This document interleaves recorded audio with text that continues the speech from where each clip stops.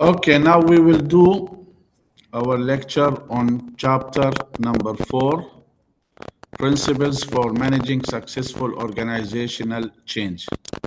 Prerequisites for world-class leadership and developing high-performance teams. Yani, what are the characteristics that should be adopted by the IT leadership and management of the enterprise in order to have a successful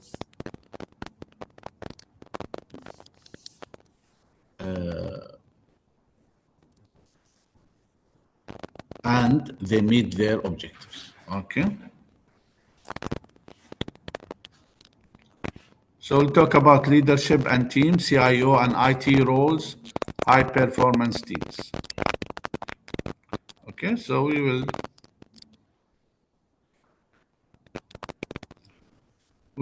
first we will talk about type of change in the organization. Okay, is it internal or external? It is a proactive or reactive. Okay. Okay. So one of the basic pillars of effective and successful IT governance is they should be effective and motivated leadership. They should be building high performance teams, and they should manage also organizational change successfully, because you know IT is changing, is evolving, it's dynamic. Okay, so in order to evaluate the change, and let's say the organization is faced with some circumstances that will force or encourage the organization to change. We want to evaluate, is this motivation internal or is it external to the organization? Okay. For example, first let's define it. External force influencing the organization's environment, the organization's environment that alter the way in which it competes, such as competitors. So competitors are externals, you cannot control them, sir. Regulators, the government, the law is external. Internal forces, this is inside the organization. Okay, yani maybe the manager wants us to change some rules, some principles, some guidelines. So this is internal. Okay.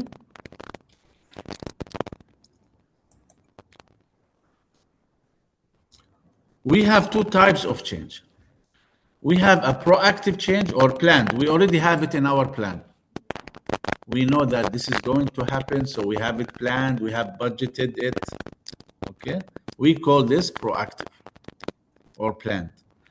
However, if something was not planned, like remember the COVID, was not planned. People has to, company, enterprise has to adapt to it. So that was reactive. Nobody knew that it's going to happen. All right. So reactive change that is piecemeal or an unanticipated response. Okay.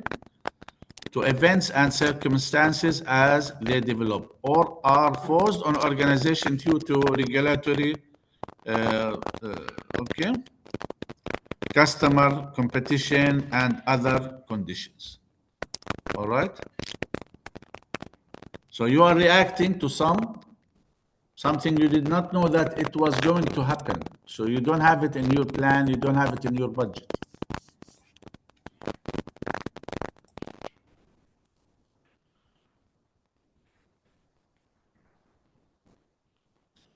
So we have these steps, 8 steps for a change model. Quarters, 8-step change model. First, you have to establish a sense of urgency as a leadership. You need to inform your employees that this is urgent, why it's important to change. Create the guiding coalition. Create your team. Okay. Identify the group and individuals that lead and encourage change agents to solicit broad-based support and facilitate the execution through empowerment. Develop a vision and strategy. It should be realistic. Okay. Communicate the vision and strategy. Make awareness. Tell your team. Even here they say over communicating is good. Yani, let everyone know, like a campaign, advertisement campaign. All right.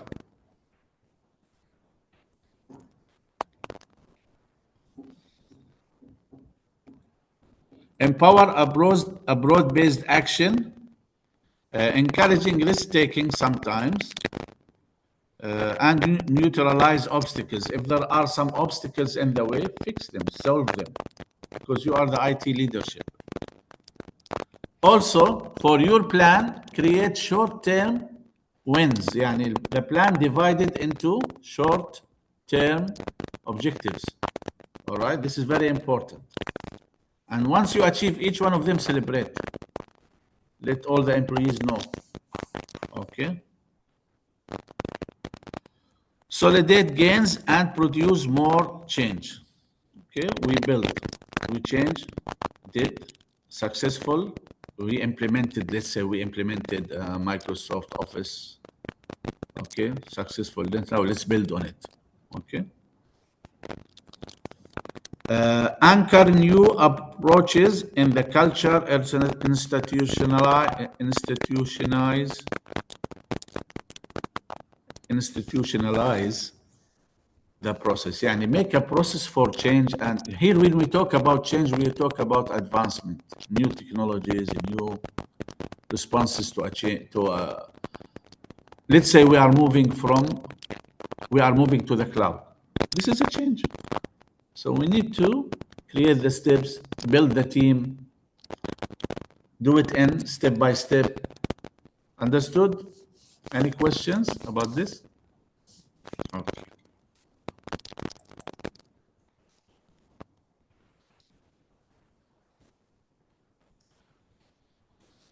Okay, the role of IT governance is very important. It provides the necessary framework to manage and control this change effectively. Okay. How? By identifying and implementing structures, processes, and relational mechanisms to make sure that your IT investments are aligned with your business objectives. See, always you have to align with business. So the benefit of having a successful and robust IT governance framework is aligning IT and business strategy together, managing and compliance, okay,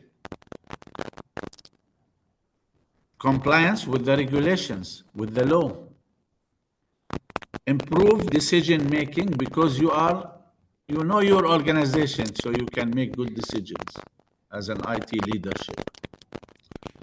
Enhance communication between teams.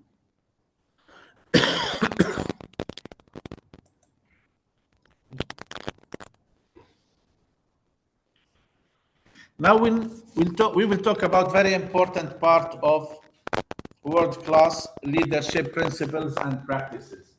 Okay? We have two things we need to talk about: soft skills and hard skills. Important topic. Soft skills. Or first, let's talk about the hard skills. The hard skills are this part. The top of the iceberg. Let's say this is an iceberg. This is the top part, small, maybe 1/3 usually, or maybe this. Okay, this is the hard skills. Yeah, you need to know how to do this technical stuff. What's also more important is the soft skills. Okay, the soft skills, how you communicate, how do you learn? Okay.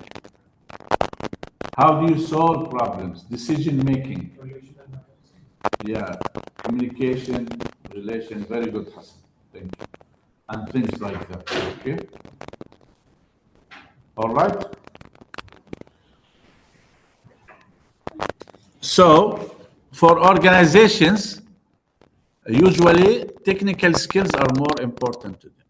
first, because the soft skills they can teach their, the soft skills are more important because you need the soft skills in order to learn the technical skills. You need to know how to communicate. You need to know how to learn, how to talk, how to adopt change. So soft comes first, then the hard skills. All right. So examples of hard skills are plans, procedures, processes, and technologies. Okay. Soft skills are leadership, communications, integrity, persistence, judgment. Okay.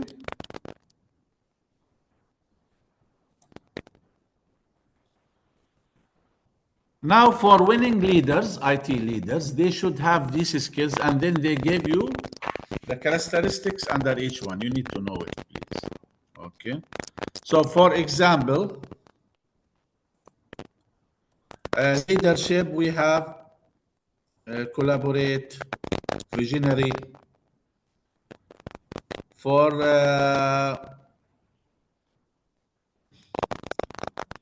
customer focus, market and customer focus should have customer focus. Business industry insight should know about the business.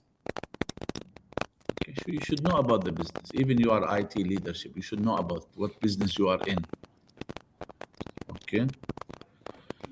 Entrepreneurial orientation, environmental trends, and so on. For critical thinking, you should know how to use financial acumen, lifelong learning, always adapt, learning new the needed skills. Okay. Achieving results and execution. Okay. Quality, expertise, leveraging technology, improving the processes, change management, take initiatives, and so on. Last but not least is functional expertise. Here are the things related to your function. Okay, to your business, to your type of organization. Marketing, operations, HR, IT, R&D. So you should know a bit of everything. All right. Otherwise, how you will lead? You should know at least what they are doing. Correct?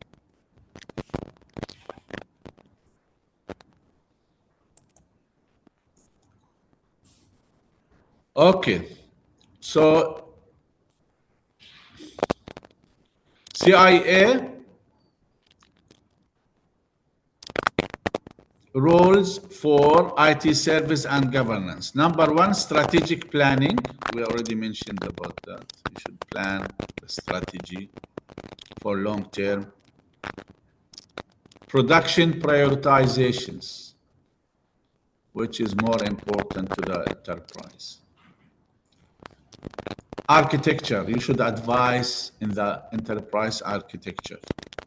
Okay. Should have documented high-level architecture and adhere to infrastructure standards. Okay. Project management. Okay. Follow the framework for project management.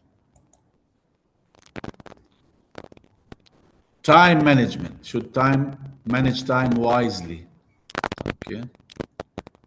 Technology business management. Okay. Yani technology costs will not be exceed the planned, and don't overrun the budget with your technology. Okay.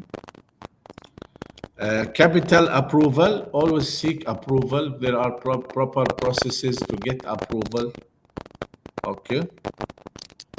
Requesting proposals from third parties or outsourcing, or getting proposals from other companies, contractors.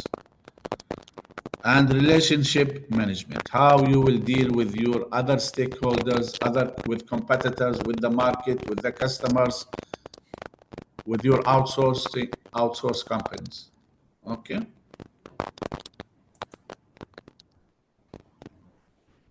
Infrastructure management. Okay. Should be accountable for the global infrastructure and the only organization that makes infrastructure decisions. Okay. Also, you should comply, we mentioned, with regulations and with audit, internal or external audit. Operation procedural compliance also.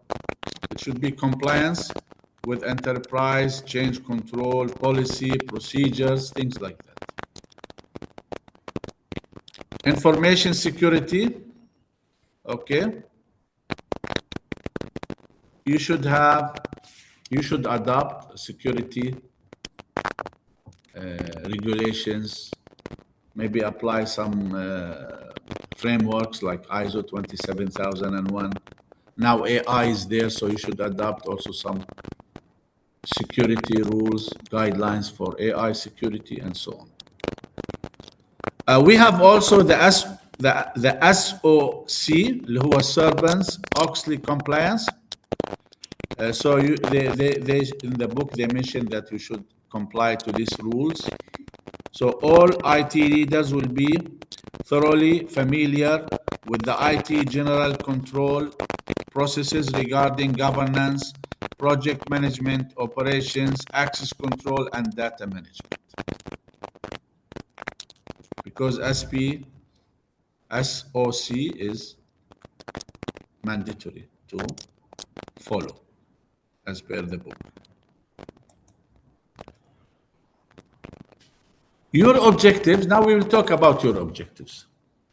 They should be SMART objectives. SMART objectives are specific for S, M for measurable, A for assignable, R for realistic, and T for time related. Okay, this is really important. You need to know. So when you set your objectives, you have to make them SMART objectives. Don't put an objective that cannot be achieved or cannot be measured. Okay. When you do your report, your objectives should be SMART, and you should create the table for your objectives.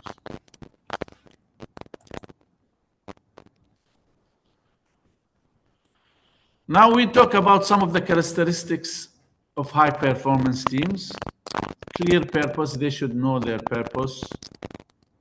Informality, yani they should not be rigid or dealing with each other is very formal. And they should be polite and kind to each other. Participation, they will discuss and participate, give their opinions. Listen to others. This is very important. Civilized disagreement. Let's say they are discussing some new plan or something and they disagree. So they should, okay, no problem. You disagree, have different opinions, but you should, at the end, come to a solution and respect each other. So we call this civilized disagreement. Consensus and fast decisions. Okay. Sometimes the leadership need to make decisions. They cannot just postpone or just keep discussing and okay. Also open communication channels. There should be always communication channels, listening, feedback. There should be channels for that. Whether by email, by writing letters, by having some meetings, interviews, surveys. All right.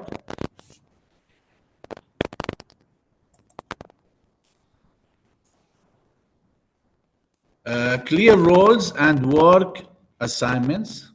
You should know what you are assigned to do. What is your job description?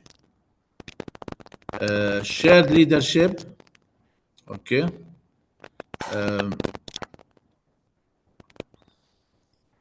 You should also Yeah, okay, you have a formal leader, but each person in the organization, they feel like they have some leadership role because they are giving the trust. They are encouraged to be responsible. Okay. External relations, you should have very clear guidelines on how to deal with your externally. Internally inside the enterprise, externally with other companies, stakeholders, customers, competitors, government, subcontractors, because we are not isolated. Okay. Style and cultural diversity. The team has a broad spectrum of team player. Okay, so you should respect multicultural. Like here, we are in a very multicultural. Okay, if each one respect each other. So this is the meaning of this characteristics. So you should encourage multicultural, respect, tolerance. Okay.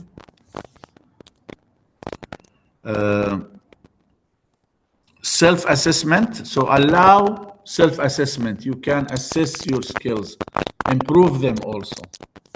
Okay. And the use of technology. Encourage the use of technology. Give training, awareness, incentives. Okay.